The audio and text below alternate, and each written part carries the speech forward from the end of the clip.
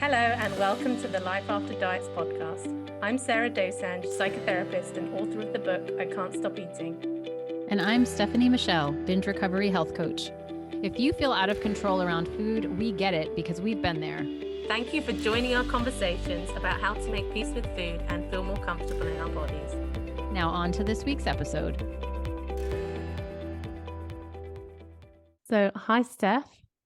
Hi, Sarah. This is a very exciting episode for me because this is a continuation of last week's where we are joined by Evelyn Tribole, one of the co-founders of Intuitive Eating. And I don't know if you know this, Evelyn, but we interviewed Elise last week. Oh, Yes. that's awesome.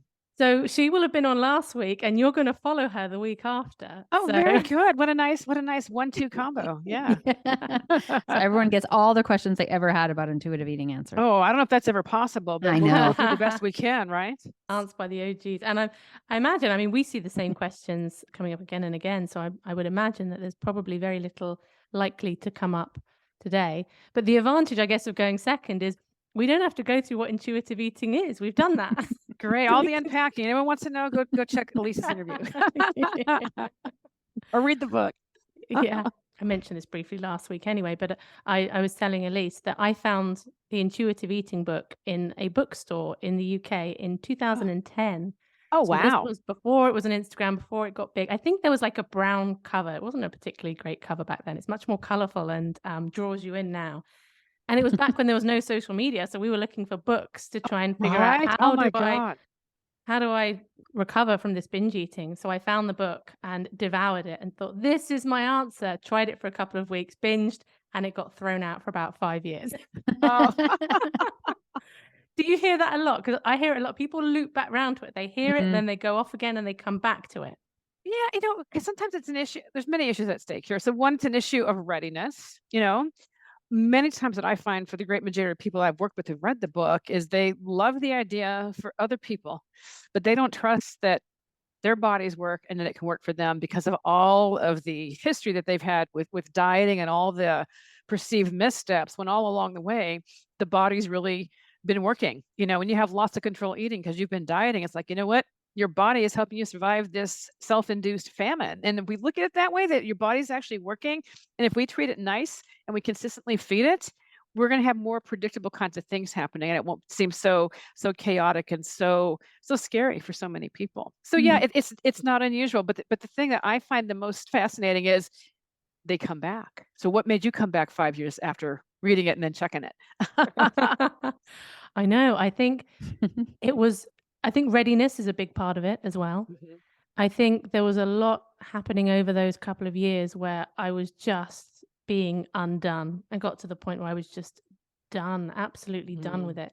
And I think for me, and I don't even know where I heard this piece, and I think this was the piece that sent me back to intuitive eating, was I wasn't really a restrictor. So I was trying to, I was always planning to, lots of Last Supper eating, maybe daily Last Supper eating. And it wasn't until I realized how even planning to restrict was triggering my binges, because I always felt left out of the restriction conversation. I was like, I'm not able to restrict. And I felt jealous of people that could. I was like, well, if you can restrict some of the time, then that's not so much of a problem, right? I understand it very differently now. Well, yeah, the mental restriction is profound. So there's the biological restriction, which is profound, and then the psychological restriction. In fact, there's a whole area of research called a restraint theory that shows that when people have rigid rules around eating for the purpose of suppressing their body weight or losing weight, something comes along to break that restraint. It can be an emotion, it can be an event, it can be anything. So whether the restraint is just pure mental or whether it's mental plus behavioral, it's really profound. Like your body's like, we're starting to diet again, so we better hurry up and eat now while we can, even though it might be mortifying to you at the time it's happening. It's when our bodies are wired to survive, it's not just the biology, it's psychologically. We become more focused around food, driven around food, more food seeking, even if we're not going to eat it. There's more looking at social media on food accounts. Some people call it food porn, look, don't touch. So it's really profound. And I don't think people talk about it enough. There's so much pain and suffering that goes on. And that's actually another newer way I've been talking about intuitive eating. It's the antidote for suffering. And people are tired of it in terms of what the impact is on your relationship, on your mind, and we have a tenfold path out of that suffering and invite you to partake if you wish and if you feel ready, and so that readiness happens for different people at different times. And even when someone's ready, the timeline can be really different. If you have a lot of complexity, if you've got trauma in your history, if you have an eating disorder, all kinds of other things, it can take longer, not because you don't have the skill set. There's just a lot more to work through. Can I ask a question about so many people have been helped by the intuitive eating book and the workbook. And I've had followers say, like this changed everything for me. When you were navigating this personally, you obviously didn't have the book. It hadn't been written yet. How did you come to these ideas, or who were the people you might have looked up to as you yourself were realizing, the what the hell effect is happening to me, or I'm experiencing the psychological rebellion of mental restriction? Like what was your path as you worked through your own process to be able to write the book? Yeah, so the path for me was really, really different. Maybe it's a good example of the differences. So I have only ever been on a diet one time in my lifetime, right before I entered college. And I'll never forget it in terms of the obsession and all those other kinds of things. But I was always constantly looking at what can I eat to run better? What can I eat to excel? And where the intuitive eating path really got formed was more with my experiences with my patients. And one experience I had, I'll never forget. And again, this is just really weird. It's not everyone's story. So I was working, believe it or not, I had a contract. I was working for Columbia Pictures, now known as Sony Pictures. So I was working with the celebrities who are making movies and so on. And I'm working with people who talk about privilege. They had everything. And what I saw is they were still suffering. They still had this mindset that was really, really undoing them. So that was an influence. I got really lucky and worked with a task force that Julia Child spearheaded it, getting the chefs and the dietitians to meet once a month and finding how can we get along. And it was a great experience, and it really, really instilled in me not just the love of food, but how important the pleasure of eating is. So that's a really big impact. Then all the research, oh my gosh, we went through tons and tons of studies, but the ones that really stand out that really informed the principles were the Minnesota starvation study, which they took healthy men, put them on a semi-starvation diet, and what happened to their minds just blew everyone away. I learned about it in grad school, and it was only about 5 years ago I actually got the original study. And I got the original study. Oh my God, look at this, 1,000 pages. And I get to it, it's like, oh, there's a part 2. It's these big tomes. But what happened to the mind in terms of their obsessing about food, collecting recipes and cookbooks, not being able to stop thinking about food. And then when they had access to food, when this restriction part was over, they couldn't stop eating, or they engaged in eating disorder behaviors. That was incredibly profound. And then, you mentioned the what the hell effect, and that comes from the work of Levy and Herman, the restraint theory that described why people get into this all or none effect with their eating, and they ultimately disconnect with their bodies. In fact, when I was reading one of their earlier studies, and they described it after all the scientific rhetoric about what the hell effect, like, oh my gosh, they are talking about my patients. Then we look at the research all around habituation, and that is having to do with novelty. When you experience something new, it's really exciting. And one of the best ways I've heard habituation described is like when you're falling in love. It's amazing, and it's just incredible when that person says to you for the first time, "I love you." You are floating. It's magical, and you got rainbows shooting out of your eyes and all these things. But 5 years later, you're in this relationship, and they say, "I love you," and it's really nice, but it's not the same exciting thing. Well, this also applies to food. There's been a lot of habituation studies on food, and what happens is when someone's on all these food plans or dieting, by whatever name you call it, food stays exciting. You're not allowed to have it. Then when you break the diet for whatever reason, you can't stop eating, and then you falsely think, "Oh my gosh, I'm never going to have it again." So the food stays exciting, and so part of the principles of intuitive eating is making peace with food, and that is rooted in that particular area of research of habituation, where when food is suddenly not forbidden and not as exciting, you get to ask yourself, do I really want this food? Do I want it now? Am I going to enjoy it now if I have it? And when you do eat it, do you like it? And do you like the impact in terms of how it feels? It's just really profound. And there is just tons of other areas of research on interoceptive awareness. And I'm the geek of the team. I'm the one in touch with my inner nerd, and Elise likes to acknowledge that. You do the research? You're into Well, this studies? we both do, but I do a good part of it because I get really excited about it, and then we talk about it and pull it all together and so forth. But now it's so exciting. So intuitive eating began as a as a model that was based on research, informed by the research at the time and informed by our own experiences, and also some popular books like Overcoming Overeating. But now by Hirschman and Munter, and now fast forward present day, almost 30 years later, there's nearly 200 studies on our work showing the benefits of intuitive eating on all different kinds of levels. The intuitive eating assessment scale has been translated in several languages. And when we take a look at the growing healthcare professionals that are actually becoming trained in our work and certified, we're in over 40 countries, over 2,000 people. It gives me big hope that even though as diet culture is blowing itself, that sounded really weird, as diet culture is just getting strong and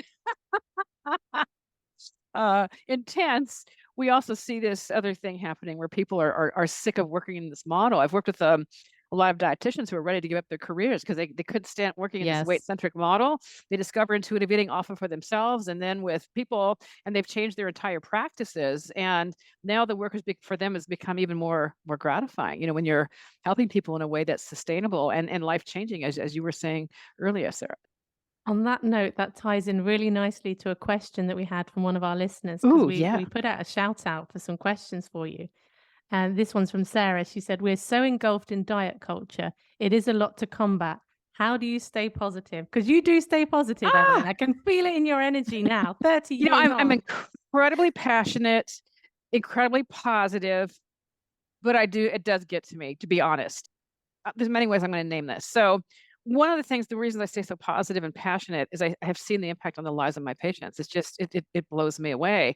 And also I've seen this level of suffering, which makes me want to really push back and dismantle diet culture. And at the same time, I've had to learn the hard way. You can't fight every troll, or you're gonna burn out. And I have a social justice leadership coach, Desiree Attaway. I've been working with her, oh my gosh, I think 4 or 5 years now. And one of her sayings that I really espouse to or honor is, are they reachable, teachable, and ready? That's what she's deciding if she's going to get into the bandwidth of talking about, anti-racist work, anti-Blackness issues, and so forth.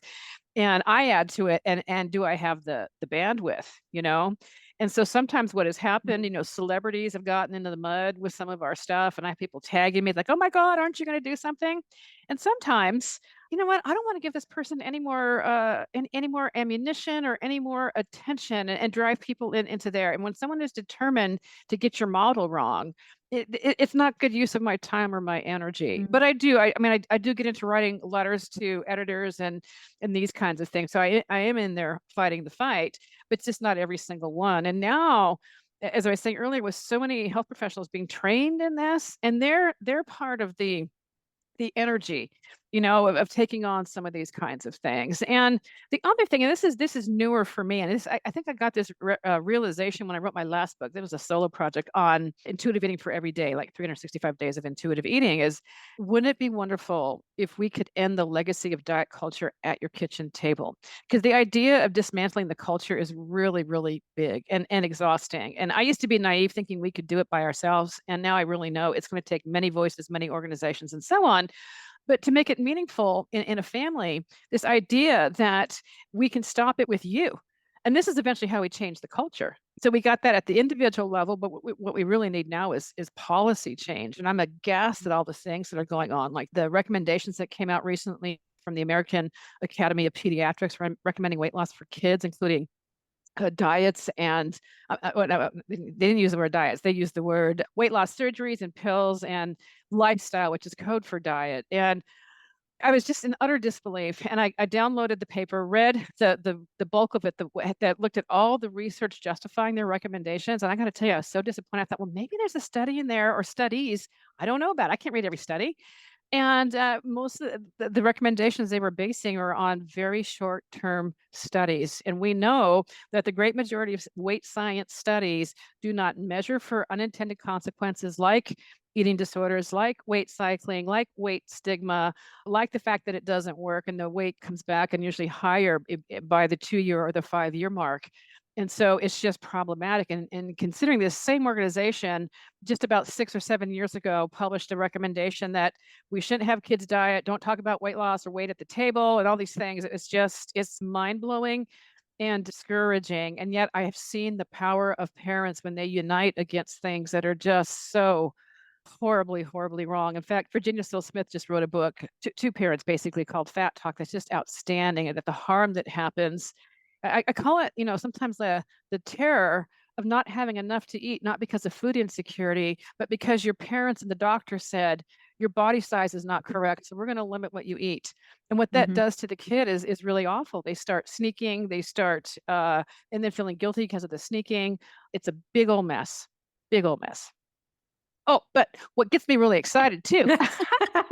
Positive, Evelyn, positive. is not just seeing the health professionals in this, but I just had a meeting with my supervisor, Lisa Durrell, and she was telling me that medical students from around the country have organized. There's a national organization now in which they are fighting anti-fat bias in their medical curriculum because they are inundated with all this weight centricism and rhetoric. This is where we need to start, with the young minds that aren't so tainted with all of this. Well, this is the way that we do it, and so on. So that gives me great hope, because there's a lot of energy in younger minds, especially. So like these will be generational changes. Yeah. Exactly. I want to rewind a little bit to the point where you were talking about having the bandwidth to talk about, to speak to everybody, and even in the case of celebrities. And you said something about, especially where there's people intent on getting the model wrong. Can you speak to where that's happening and how intuitive eating is getting sort of a bad rap or misinterpreted in the mainstream? Yeah. There's so many ways. I'm not going to name one area. I'm going to generalize because it holds it true. Social media is one of the biggest aspects. I see this.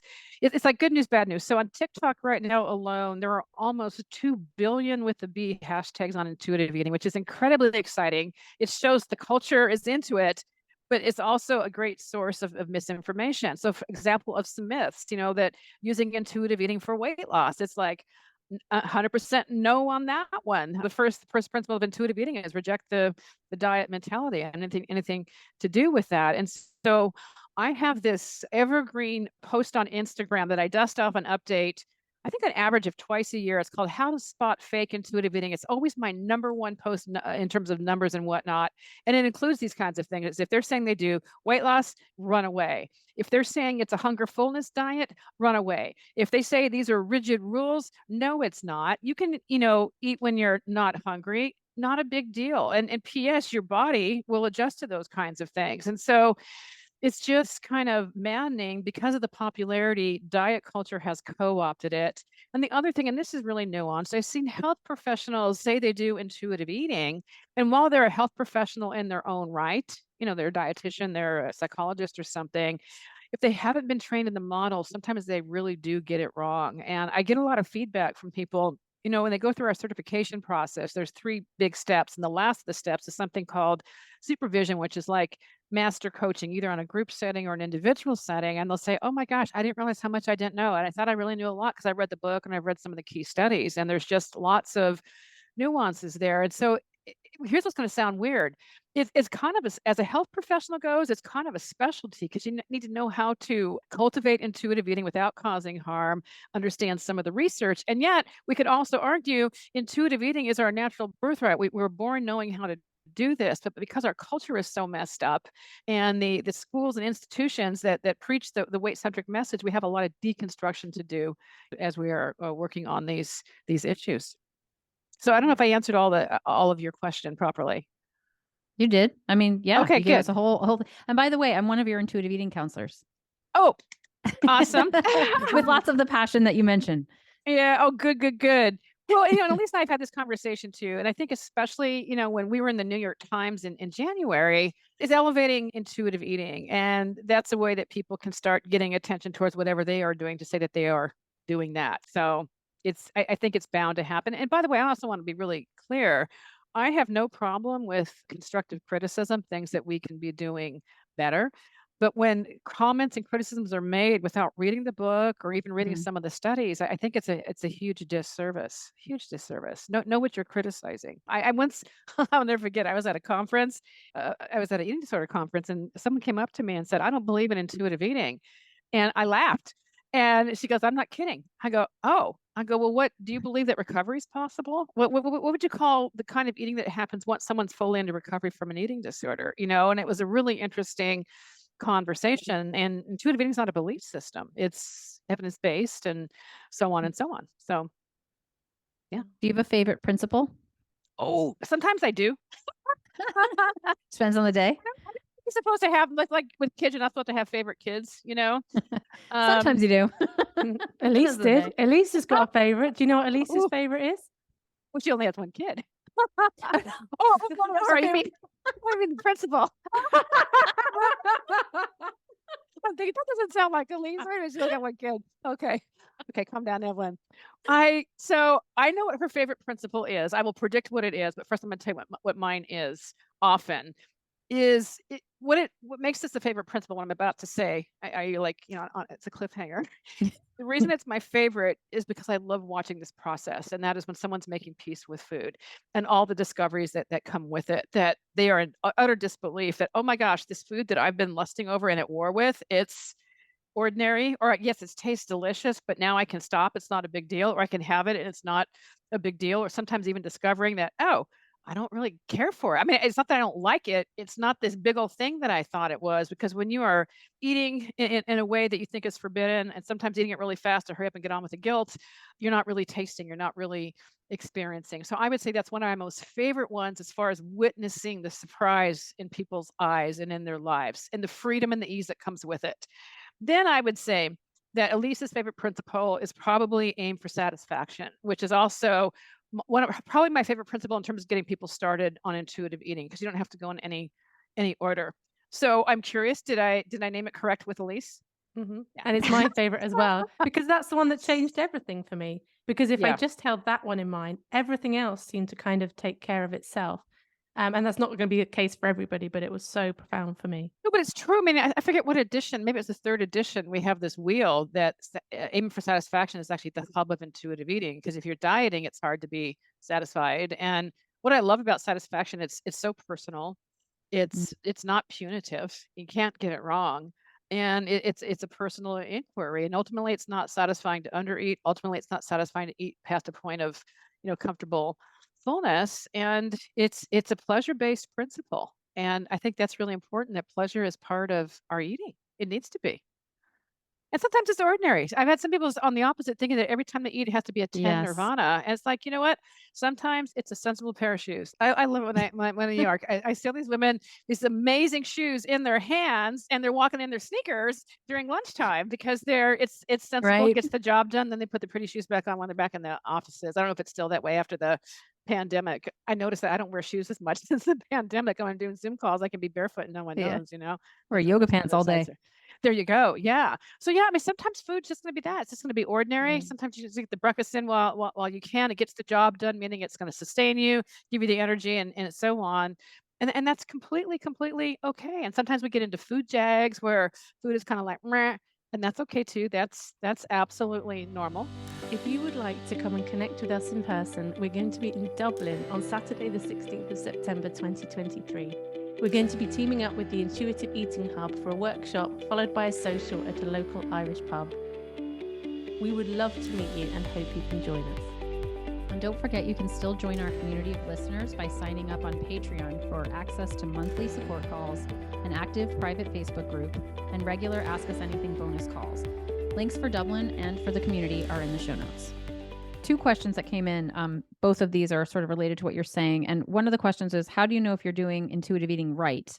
And also the other one was how to let go of being a perfect intuitive eater. And I think that speaks to this idea of intuitive eating being some kind of nirvana all the time. Yeah. So one of the ways I can describe it is intuitive eating is not about pass or fail. It's about discovery. You don't fail doing anything. Even, if you discover that you ate past the point that was really comfortable, it's like, okay, what did you discover by that experience? And what happens is sometimes when someone has an experience that feels uncomfortable, you want to avoid it and just move on, but you don't learn from it. Maybe you had a really busy day at work, got caught up into some meetings, and the adrenaline was so high you didn't even notice hunger. Maybe it wasn't even present because you were just running on adrenaline. And by the time you get home, oh my God, it's 7, 8 o'clock, and you're just like ravenous, and it feels like loss of control eating, but actually it's your body being really smart. It's compensatory eating from not having enough in that day. So I think part of it is having the fluidity that it's not, pass or fail. I look at them as guideposts for the most part. They all interact. It's a dynamic integration, but it's not this rigid thing that you pass or fail from. And I think that really is inherited from diet culture, because diet culture is very binary: pass, fail, good, bad, on the diet, off the diet, those kinds of things. And so sometimes what people do unintentionally is they turn intuitive eating into a diet. Oh no, I blew it. I ate when I wasn't hungry. Oh my gosh, I blew it Yeah. because I didn't stop when I was full. It's like, well, wait a minute. Let's see what happens. You ate past full, not a big deal. Let's see what happens, in the afternoon or at snack or in the evening. Are you as hungry as you normally are at those times? Does something stay the same? Does something change? And what happens is when so many people are stuck in diet culture, they often will get reactive or panic, like, oh my God, I blew it. I ate too much at, you name the meal. And then they micromanage and they vow, well, I'm going to eat less at dinner, or I'm not going to have dinner. And what happens is they rob themselves of the experience of really learning what their body would do. And that erodes trust. And so part of intuitive eating is rebuilding that trust. Every time you honor hunger, you're rebuilding trust. It's workable. It can be reworked. So with intuitive eating, am I doing it right? No one's ever asked me that question. They've asked me in other ways. I had someone ask me, am I failing intuitive eating? And the what? This came from a patient I've been working with for, oh my God, a couple of years. And I asked her, what do you mean? And she said, well, I still have a secret wish of losing weight. And I go, oh, well, in this culture, it's kind of understandable that thought could be there. Are you acting on that thought? Are you doing things to restrict your eating or something? No, no, just the thought. And I go, well, it sounds like you're being pretty hard on yourself. I hear the critic loud and clear right now, you know? Mhm. So sometimes that's what that is. So in terms of, am I doing it right? What I would be looking at, there's a tendency to get too myopic, too like looking at one meal or one food or one something. It's like, let's widen the lens and let's look at what the pattern's been over, let's say, the last 3 days or the last week. Are you, for the most part, connecting with your body? Are you, for the most part, letting go of judgment and guilt, with the eating? Are you, for the most part, not explaining your eating choices to people, whether it's the salad or whether it's the dessert or whatever it happens to be? There is an ease that ends up happening. An ease with the eating and the ease with your body. I'd say those are indicators. And maybe the way I would flip it is to, rather than have someone judge, well, that's not right, is how are you feeling right now overall with intuitive eating? Are there any places you feel stuck or you feel worried? And there's nothing wrong about that. And if the answer is, yeah, I feel really stuck with the make peace with food, I can't get past that. It's like, okay, that's just an area we're going to work on. It doesn't mean that you're in process. So one of my favorite things, and this is going to sound so subtle, but it's noticing the difference between saying, "I'm not an intuitive eater," if someone's frustrating, versus, "I'm not an intuitive eater yet." And just adding that little qualifier "yet" kinda says, "I'm on the path, I'm working on it," and it's completely okay. And the other thing is, we are in different seasons. Oh, I'm gonna tell this is really, really personal, but I'm gonna say it. Uh, different stages of life, different conditions can affect your intuitive eating. So this is a true story. I have two regrets in life. This is all related, by the way. Missing mammograms, first regret. And the second regret was eating a giant burrito on my first day of chemotherapy. So yeah, I got diagnosed with stage 2 breast cancer, and I'm fine now. I'm past everything. I've had all the treatment. I just had recent scans that shows I'm cancer free. But anyway, on the first day where I had chemo, I didn't realize chemo lasts so long. I was there like for 5 hours or something, and they were late. And when I got finished, I was starving. And my cousin who gave me the ride said, "Hey, well then let's go get something to eat." And I know that when I'm that level of ravenous hungry, felt like primal hunger, a burrito does the job for me. So I bought a ginormous burrito, ate it, and I'm not going to tell you the rest of what happened. I didn't stop to consider that right now with this treatment, my norms for what I know about my body intuitively could be changed. And I'll tell you, I learned a really hard lesson with that. All day, all night Aw. with that burrito. It was very, very humbling. And now I can talk about it as a funny story, So there's things that we're still learning. And I think I could argue I have a pretty good understanding of intuitive eating, And You yet could at a argue that. personal level, this was something that I got that I learned from. I almost said got wrong, but I can say that I Mm. learned from on that. Yeah. So it's kind of lifelong. But what happens is the efforting isn't effortful anymore. It becomes what I call effortless effort, checking in, what sounds good, where's my hunger, and those kinds of things. It ends up, not being such a big deal. I really appreciate you sharing such a personal example. It actually, again, you seem to be doing this naturally. It ties in with one of our questions, Oh, very which good. is Let's hear which it. is how to lean into intuitive eating when taking a long-term medication for chronic illness that increases appetite. Oh, yeah. You're right. This is it's a really good segue into that. So, the thing with medications, we need to well, I'm gonna say lots about medications.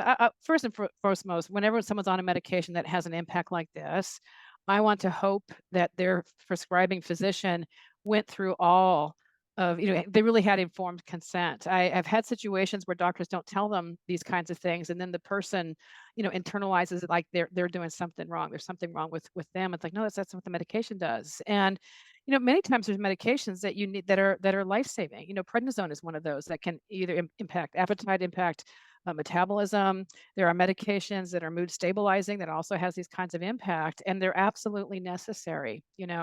So if someone's on a medication that's either increasing appetite or blunting it, like stimulants for ADHD and so on, then the question is, what do we do to work with this? Are there any things that we can do? Because it's really frustrating when you're constantly hungry. And sometimes what ends up happening is when someone has this change in appetite, sometimes they say, well, I better start eating less because I'm eating too much. They might make that kind of statement. And then that ends up amplifying the appetite even more so.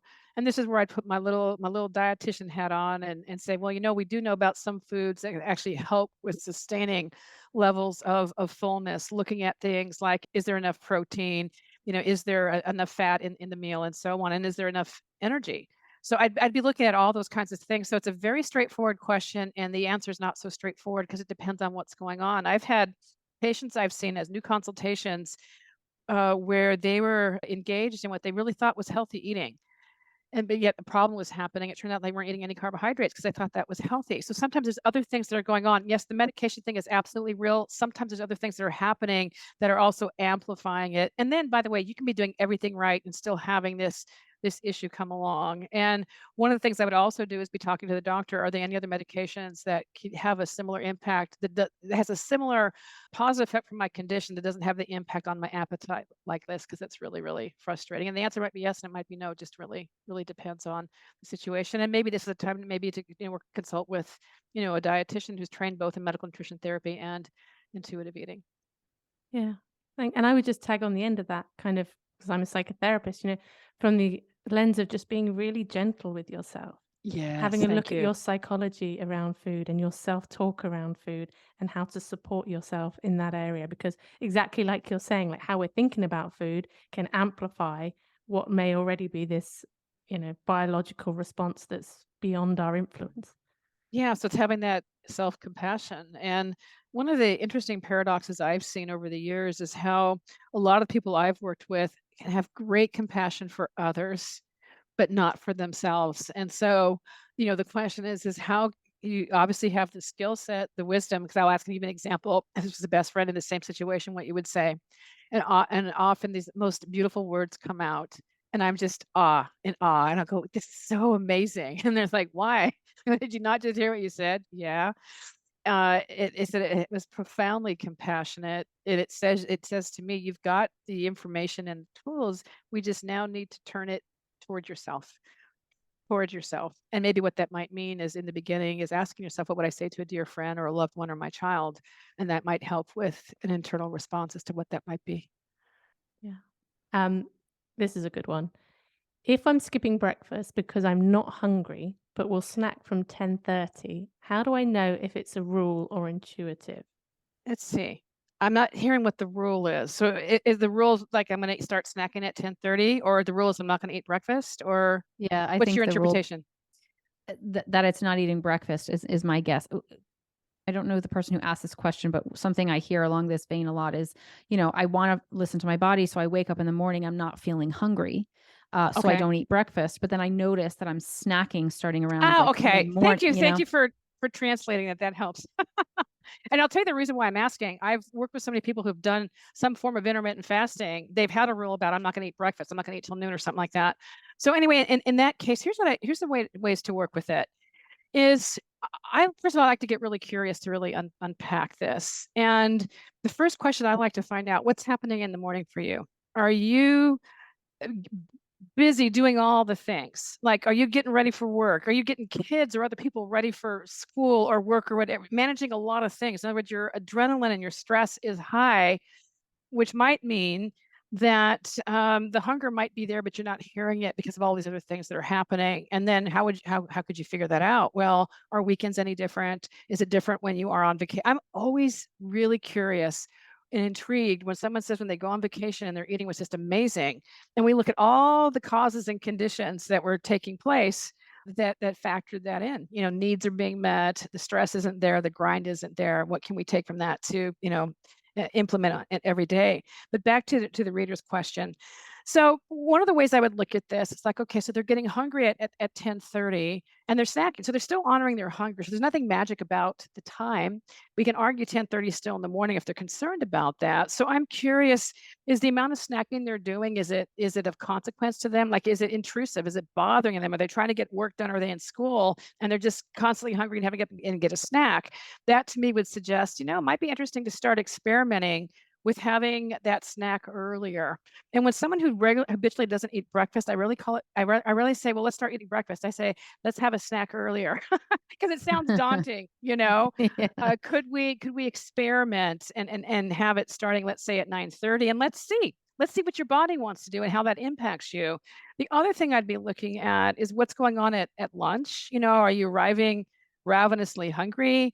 What's going on there? And if the answer is yes, then that would suggest, oh, you probably might, if this is a constant thing, it might suggest you might need to eat more during the day. But it means your body's working. It doesn't mean that you're doing it wrong. As long as you're willing to honor that hunger, it can just be incredibly inconvenient. And sometimes what happens, from a common sense lens, you would think, well, if I didn't eat enough in the morning, I would catch up immediately, like in the afternoon, the next eating opportunity or something. And sometimes I see it not play out like that. I see it play out in the evening when the work has been done, the emails are shut down, and all of a sudden there's this hunger and desire to eat. And I have people like, this can't be. Like, well, let's take a look at your eating for the entire day. It's like, oh, this is interesting. If we look at what happened in the evening after dinner, you could argue, yeah, it's a meal, but we could also say, but look, you didn't have a meal in the morning. It kind of balanced out. So Right. it's looking at all these things. There's no wrong or right way to do it. And back to the question, is it a rule or not? One of the ways I find out is that if something is a rule, and if someone breaks the rule, so in this case, to have breakfast, would they feel guilty about it? Would it feel like they're doing something wrong? If the answer is yes to that, that might indicate it sounds like it might be a rule, Yeah. and then Yeah. we explore that. Yeah, so guilt could be an interesting positive pathway into exploring rules. I mean, guilt feels lousy, but the truth is, there really shouldn't be morality in the eating. And so if guilt is there, it implies you've got some moral code that's being broken. And so it's an opportunity like, oh, what rule is coming up for me that I'm feeling guilty, or what value or belief system do I have? And is it mine? Where did this come from? Sometimes it's family of origin. Oh my God, that was my mom's rule. Yes. Sometimes I have patients when they discover that they're mortified. I don't want to be like my mom. She's stuck in diet culture, whatever it happens to be. And sometimes just naming it is enough to kind of release it. And sometimes it takes lots of repetition, and that's okay too. I love that. I love that, looking out for using guilt for something good, to be able to Yeah, recognize that's something what I do. important.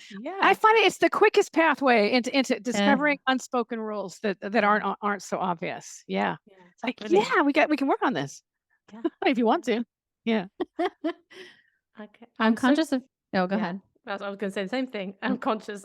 I'm conscious of your time, Evelyn, because I know that you need to leave us soon. But there's so much that you shared. There's so much in this episode. I really loved meeting you and having this exchange with you. And I'm Likewise. really glad to hear that your health, that you got the all clear now, because I knew about your diagnosis, but I didn't know if there had been a result. And of course, it doesn't really feel necessarily appropriate to ask. So Well, I was just really can I glad add to hear. this? I want to Yeah. say something that's a little deeper. When all was said and done, I had to reflect and ask myself, was there part of me that was steeped in diet culture? In diet culture, that I thought I could blow off mammograms. I had really good excuses. Oh, I got a book deadline. My dad's dying. All those things are true. But I always had this vision of me I'm the healthy one in the family. And it's kind of embarrassing to acknowledge this right now. But had I not had that kind of viewpoint, maybe I wouldn't have blown off the mammogram. But the reason I share this story is for anyone out there who hasn't got a mammogram for a variety of reasons, go get it. it's something that could really save a lot of time and anguish, down the road. But I am so much better. And what I do when my friends ask me how I'm doing, I'll say, you know what, I'm surfing 4 days a week, and surfing is a really grueling activity. I love it. It's my passion. You wouldn't be able to do that if you were, struggling. So that's how I answer that question. I'm thriving in life right now. I'm very, Oh, that's very amazing. happy. It's a good feeling. Sometimes it took something really like this to really open up my eyes, setting boundaries in terms of work-life balance, and really seizing the joy in the everyday little things, little tiny joys, Oh, I love that. Yeah. Thank you. Thank you so Evelyn. much for that. And Yeah. it's nice to get a little personal glimpse into things as well. Yeah. I just want to end quickly because we asked Elise at the end of the episode as well what her favorite food was. So I was just wondering what yours was as well. Oh my gosh, I have so many. I say as a category, it'd be chocolate and ice cream, any variation thereof. And I just love to eat. I enjoy eating. So yeah. That's a whole other conversation. You can be an intuitive eater and still love to eat and be a foodie. It actually makes it even better. I find, it's a strength. Yeah. Yeah. Well, thank you so much for being here with us. I enjoyed it. It went by super fast. It did. Fast. All right. Thanks, Thanks, Evelyn. Thanks. We'll so have to do much this for the again. I time. really enjoyed it. A lot of thoughtful questions, which I appreciated. So take care. Thank you, Evelyn. Thank you. Okay. Bye-bye. Bye.